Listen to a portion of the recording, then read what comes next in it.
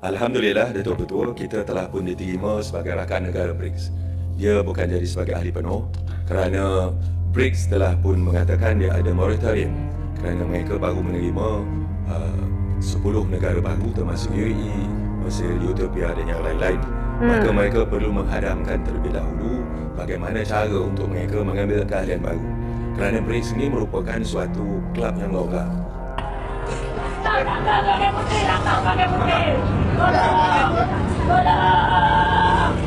Misteri sekali ya.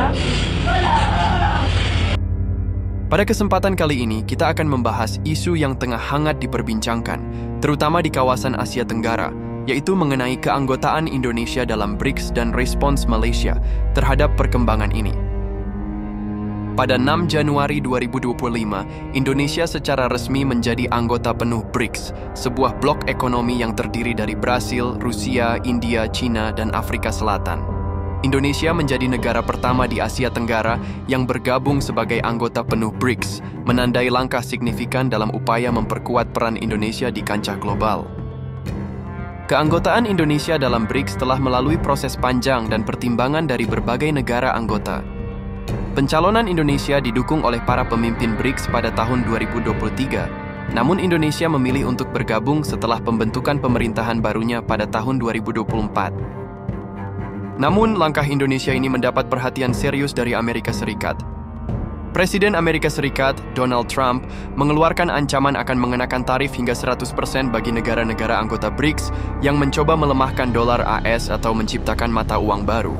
Ancaman ini menimbulkan kekhawatiran di berbagai negara, termasuk Malaysia, yang saat ini berstatus sebagai mitra BRICS dan belum diterima sebagai anggota penuh. Di tengah situasi ini, DPR Malaysia menunjukkan sikap tegas terhadap Indonesia terkait isu perbatasan, seperti wilayah Ambalat. Mereka menegaskan tidak akan berkompromi dalam masalah kedaulatan dan menganggap wajar tindakan penegakan hukum yang dilakukan oleh aparat Malaysia terhadap WNI yang melanggar hukum di wilayah mereka. Sikap ini menunjukkan bahwa Malaysia lebih berhati-hati dalam menjaga hubungan dengan Amerika Serikat dibandingkan dengan Indonesia, meskipun keduanya merupakan negara serumpun di Asia Tenggara. Selain itu, terdapat dinamika internal di Malaysia terkait kebijakan perdagangan. Banyak warga asing, termasuk dari Bangladesh, yang bebas berdagang di Malaysia. Namun, warga Melayu Malaysia sendiri menghadapi pembatasan dalam berjualan, bahkan di pasar Ramadan.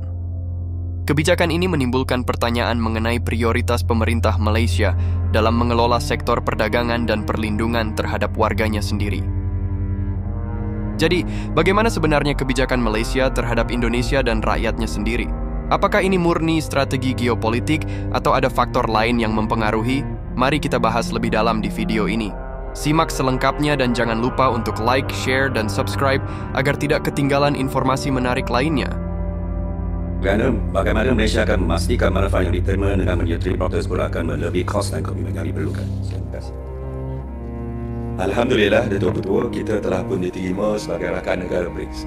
Dia bukan jadi sebagai ahli penuh kerana BRICS telah pun mengatakan dia ada moratorium kerana mereka baru menerima 10 negara baru termasuk UAE, Mesir, Ethiopia dan yang lain-lain.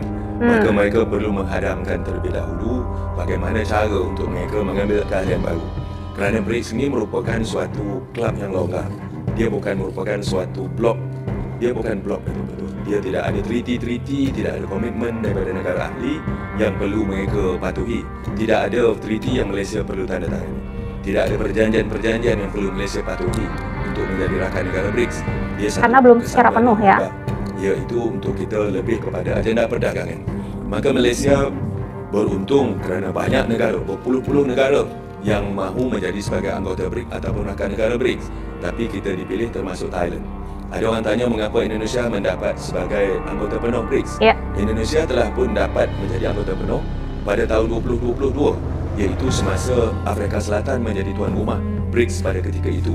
Tetapi Indonesia meminta supaya dia dikecualikan dulu untuk menjadi anggota penuh kerana mereka menghadapi pilihan raya pemilihan presiden pada tahun 2023 ataupun tahun 2024 atau betul. Jadi mereka memilih untuk mereka KIV dulu. Tapi selepas presiden, pemilihan presiden dan pilihan raya Indonesia, mereka telah menyatakan mereka bersedia dan mereka telah menjadi anggota penuh BRICS. Di ASEAN, Malaysia, Thailand, betul-betul dan Vietnam menjadi rakan negara BRICS, dan ini akan memudahkan kita sebagai rakan dalam ASEAN untuk kita berurusan dengan BRICS. BRICS besar. BRICS tadi saya katakan KDNK dunia 27% dan hampir 4 trilion penduduk. Ya, betul-betul besar. Satu pasaran yang besar. Kita melihat BRICS, Malaysia melihat BRICS ini sebagai suatu kita punya peluang untuk membuka lebih luas lagi pasaran kita. Kerana kita tidak perlu terlampau bergantung kepada satu pasaran tradisi. Kita kalau bergantung satu pasaran tradisi, jika ada apa-apa berlaku dengan pasaran tersebut, kita akan jatuh terduduk. Maka perlu kita pelbagaikan, perlu kita perluaskan, sebarluaskan pasaran kita. Kerana kita negara berdagang dan kita mengamalkan dasar berkecuali dan berbaik-baik dengan semua negara, kecuali negara yang jelas melanggar peraturan ataupun undang-undang antarabangsa. Itu kita tidak akan bersama.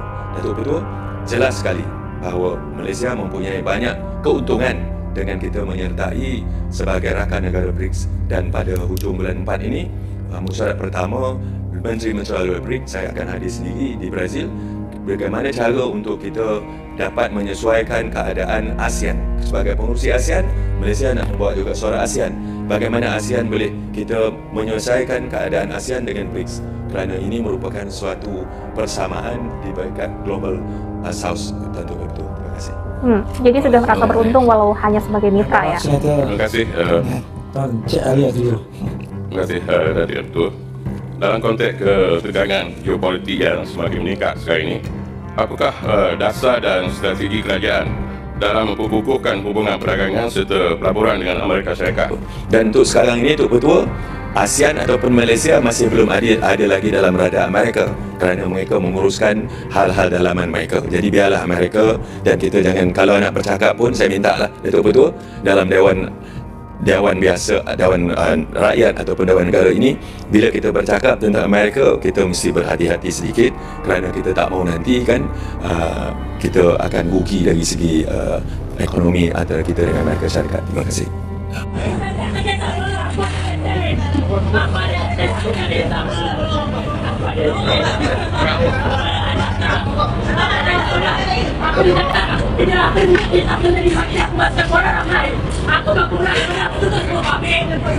Diapakan ini?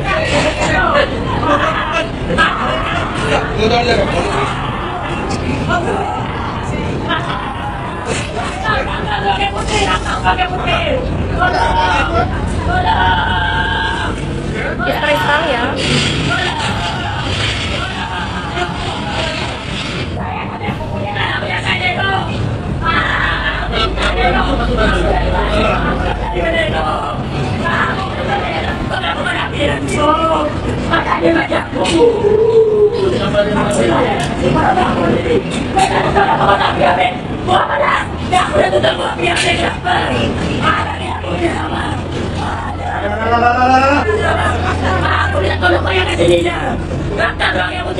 Tengok yang majlis bandaraya MBMB, Bangladesh pun boleh duduk macam ni ya. Yang tadi jual sirih kan, ini video pula jual makanan senang lenang. Tuan-tuan nampak tu, warga asing bebas berniaga tepi kedai. Sebelah jual sirih, sebelah jual makanan, bebas, tak ada lesen, sikit tak takut. Majlis pun tak kacau, senang lenang. Cuba bangsa kita sendiri kan, rakyat kita yang berniaga. Tengok sekejap, dah lama lah kena angkut, kena sita, kena saman, tak pergi mana akan berniaga. Tapi warga asing, ini permit pasport pun tak ada, bebas berniaga berdekatan. Ini Malaysia kita, selamatkan Malaysia. Kita rakyat yang patut selamatkan. Ahli-ahli menteri, ahli-ahli politik menteri ni dah tak boleh pakai lah. Masing-masing kerja pangkat, harta rakyat ditindas, warga asing bersepah, bersenang lenang berniaga. Tengok ni macam ni, ada kat Ekro kan. Ni semua banyak warga asing tau. Kau tengok macam ni laluan kaki 5 kan. Ada kat sini kat orang mabuk, nampak. Macam mana nak lalu? Cuba kau fikir lah macam ni, nampak ni lah. Tempat sini jadikan tempat mabuk. Bang, Kamu duduk sini lah, orang mau lalu kan. Minum tak?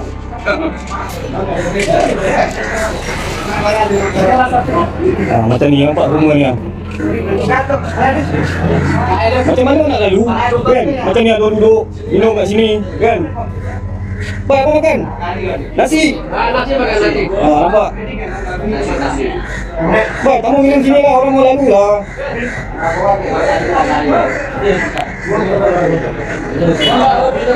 Macam ni lah. Orang nak lalu macam mana ni? Ni lalu kaki 5 ni. Nampak dekat situ kan? Dari semua pembahasan tadi, kita bisa melihat bahwa situasi di Malaysia memang cukup unik.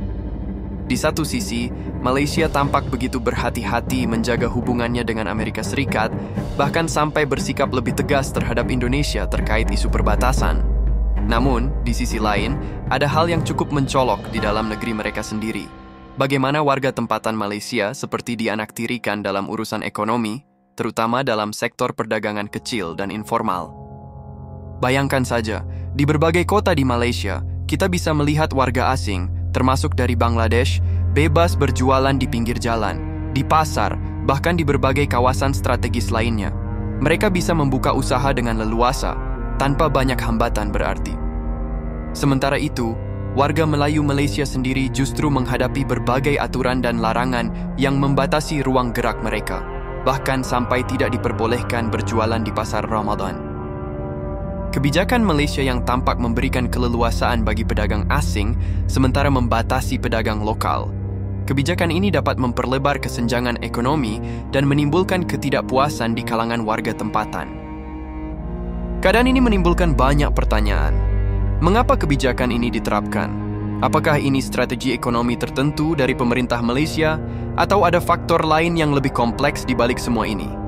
Entah apa yang sebenarnya terjadi, hanya pemerintah Malaysia sendiri yang tahu alasan di balik kebijakan ini. Apakah ini pertanda perubahan besar dalam kebijakan Malaysia, ataukah ini justru menandakan adanya masalah yang sedang berkembang di dalam negeri mereka sendiri? Secara keseluruhan, Malaysia perlu mengevaluasi kembali kebijakan ekonominya untuk memastikan bahwa kepentingan warga tempatan terlindungi sambil tetap beradaptasi dengan dinamika ekonomi global yang berubah. Pendekatan yang lebih seimbang dan inklusif dapat membantu Malaysia mencapai pertumbuhan ekonomi yang berkelanjutan dan kesejahteraan bagi semua lapisan masyarakat. Kami ingin tahu pendapat kalian. Bagaimana menurut kalian tentang situasi ini? Apakah Malaysia sedang menghadapi tantangan besar dalam kebijakan ekonominya? Ataukah ini hanya bagian dari strategi global yang lebih besar? Tulis pendapat kalian di kolom komentar. Jangan lupa untuk like, share, dan subscribe agar kita bisa terus membahas isu-isu menarik lainnya. Sampai jumpa di video berikutnya.